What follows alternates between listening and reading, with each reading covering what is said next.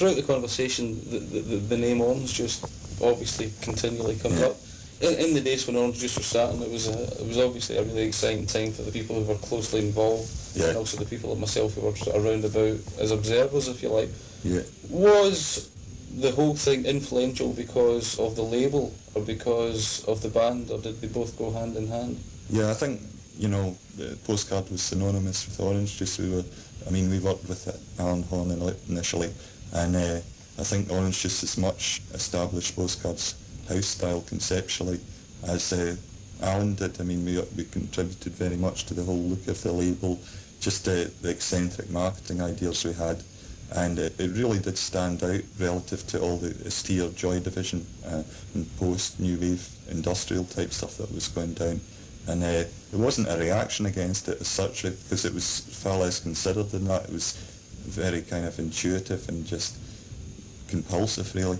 And but I think it really stands up because there was a lot of very strong ideas. Perhaps there was too many ideas for people to really get a handle on the whole thing. I met Roddy Frame a couple of weeks ago, and he told me a great story about one night he was in Postcard HQ, and CBS phoned up and offered some kind of ridiculous sum. Yeah. And Alan Horn told him to go away. He was eating his dinner and phoned back later. What kind of crazy... Well, actually, to go away is a euphemism, what he really did say. What kind of sort of crazy things were happening around about that time? It must have been a great laugh, if nothing else. It was absolutely hilarious, I can tell you. There was, Alan lived with the Postcard house designer, Krzysia Kliskishki. I don't know what's happened to Krzysia. She was a crazy Polish girl, and she would do things like she would take these Alka-Seltzers, feign epilepsy, and run about with a bread knife trying to stab Alan, who'd run about Postcard like a squealing stuffed pig or something. And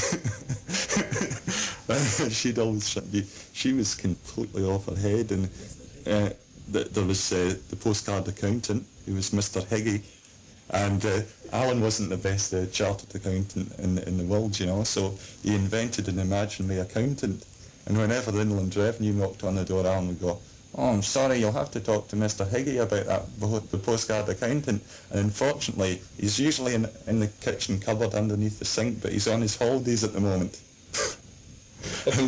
and they just think he was crazy. You obviously have fond memories of those days. Yeah, it was fantastic, because we were just pranksters, merry pranksters. We're just mischief makers.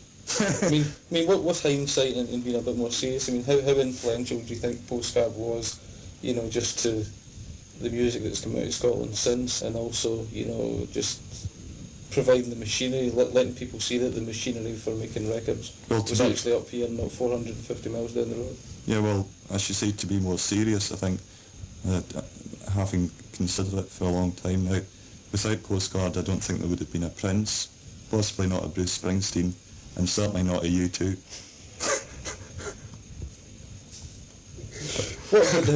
What about the great Guru Horn these days? Where is he? We keep hearing these bits of gossip in reverse that he's become a yuppie and is into health food and is out jogging and going to the squash club and stuff.